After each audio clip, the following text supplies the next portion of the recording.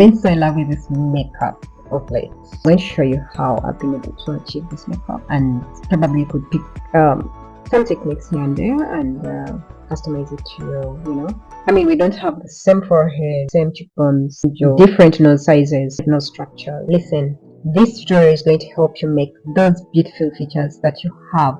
And also how to maximize your makeup products by using them for multiple purposes, making the most out of your limited collection. Be sure to pick what works for you best and adjust the rest according to your individual needs.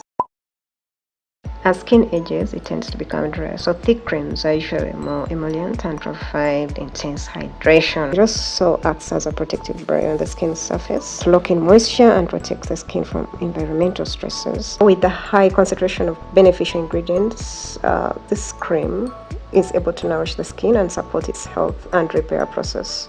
The rich texture helps plump the skin, making it appear firmer and more youthful, filling in the fine lines, providing a smoother surface, even for sensitive skin. It's good to use it when you've just showered, like you've just finished your bath or you've just cleansed your face, when your face is still damp. In that way, your skin will be much more hydrated, moisturized, and supple. A little bit goes a long way, otherwise you don't want your skin getting greasy.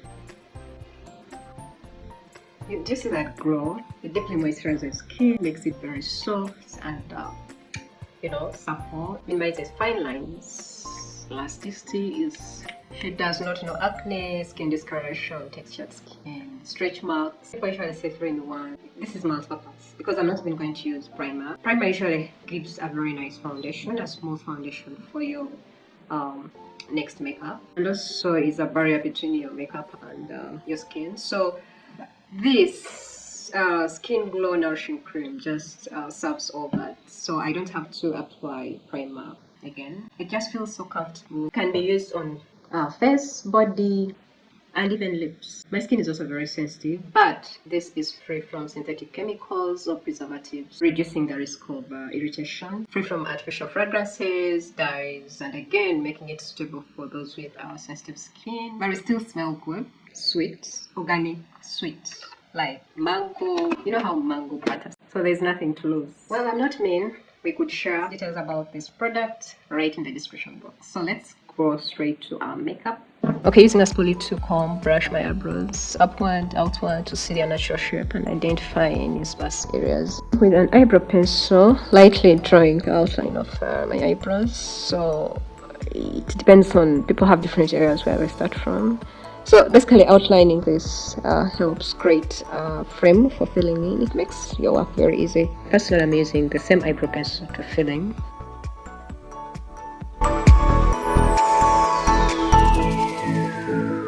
Using the same spoolie to brush through the eyebrows again, blending the product and softening any harsh lines. A bit of concealer along the bottom edge of the brows to clean up and define the shape. So I love using my hands, my finger, like you can see, to blend in that concealer because it's warm. My hands are warm, so the concealer is able to sink in, giving a more natural look, if that makes sense. Then of course an eyebrow gel to set your brows in place so it can stay groomed and in shape throughout the day. Okay, so you want to use a neutral light colored eyeshadow as a base all over your eyelid, which would help colors blend better, but I didn't. Use the darker shadow and apply it gently into that area, the upper lash line, extending it for a dramatic winged eye right there in the corner. I'm also lining the corners of my eye as close to the lash line as possible. Short to small strokes to ensure precision. So this is basically to enhance their shape, make them stand out more. Then use the brush to smooth out all these lines to minimize uneven areas to get a softer look.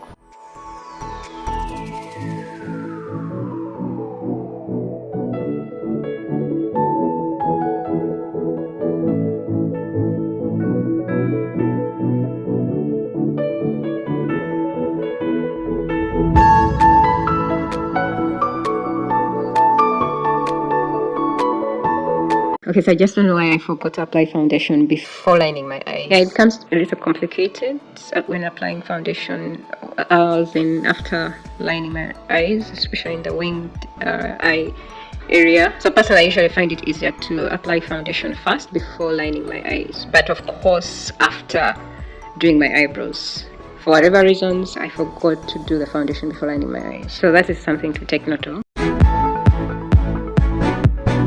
Okay, so I'm going to highlight under my eyes to brighten and lift the area, and also the bridge of my nose, center of my forehead, and also center of my chin. And then follow with a damp sponge to blend each area that I've highlighted, and I do one specific area at a time until it all blends seamlessly into the foundation before I go to the next area.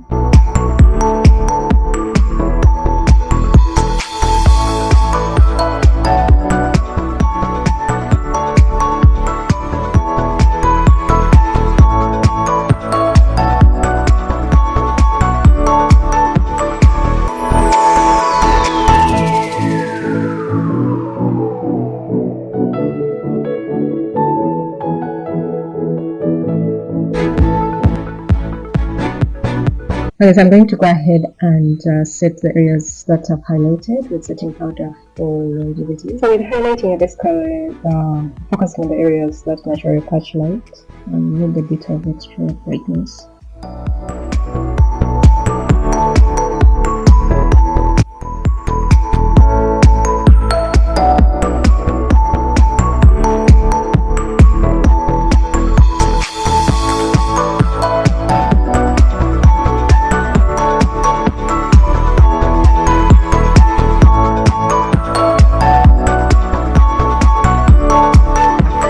I'm going to contour using powder. I would prefer to use to set everything first, so that I can dust some of it to set everything, and it will make it easier for me to contour using what I'm about to use. It's powdery, not creamy.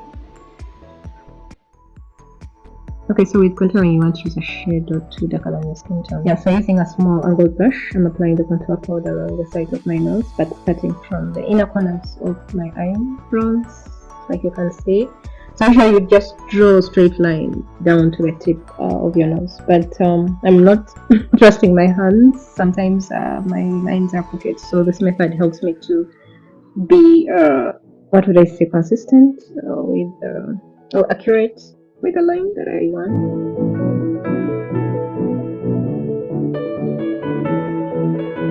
So I'm going to use this for blending that area that I've just contoured. Yeah, you want to blend using a clean brush. The goal basically is to create a natural shadow effect.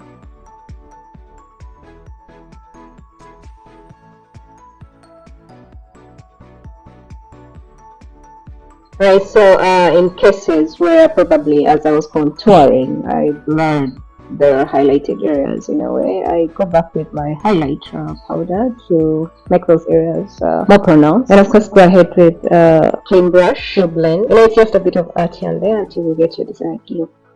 So I'm using this color, and I'm going to contour this area, this area. Try to do this. It could help get that line. So I also want to do this area. You also have this area right here, like this, right there. Okay, so we want to blend all the areas that you've contoured. Notice I'm blending the cheekbone area going up in circular motion. You could customize according to your face shape. I want to add a bit of highlighter at the tip of my nose. Okay, so I'm going to use this pink color as blush, slightly above where I contoured. So that's eyeshadow right here, and I'm using as a blush. I'm also going to put a little bit there, which I've already done, just demonstrating how I do it. This side. Okay, using a spool is optional. So I'm brushing my eyelashes, put them in place, and then follow with what do you call it? An eyelash color. So you gently clamp your lashes at the base and hold for a few seconds. This will make your lashes longer and more lifted. When you pull the wand out of the mascara tube, wipe off any excess product on the edge of the tube. Avoid clamping. Okay, so I placed the wand at the base of my eyelashes and wiggle it back and forth. You can see how this helps coat each lash as it adds volume. Then slowly pull the wand through the lashes from the base to the tip. If I wanted volume or more length, I would apply additional coats, layering, while the mascara is still wet. Otherwise, when you let it dry, then layer it. Add another coat, then you would cause clamping, which you don't want. If your lashes clamp together, then you would use a spoolie or a brush to, separate them. Well, today shall just stick to the upper lashes. I'll not do the lower lashes. Using a Skin Glow Nourishing Cream to create a smooth base. Then leave it absorb for a few minutes. Well, lip liners help make lips more defined, stand out, which is good. But woman, sometimes these things make lips look wider, which I'm not interested. So, for example, that X is not going to go up to the end of my lips. It's going to end somewhere there, and then for the lower lip, I'm going to start, of course, at the corner, but more inside than outside. Then as I get towards the center, just outline slightly below. So I think this basically depends on your individual needs or shape of your lips. If you have a wider lip, you may want to minimize them maybe somehow. And if you have smaller lips, then you may want to outline them the whole way, just like I said. Individual preferences. So just customize it to the way you like. Then with lipstick, I start from the center of my lips, moving outwards.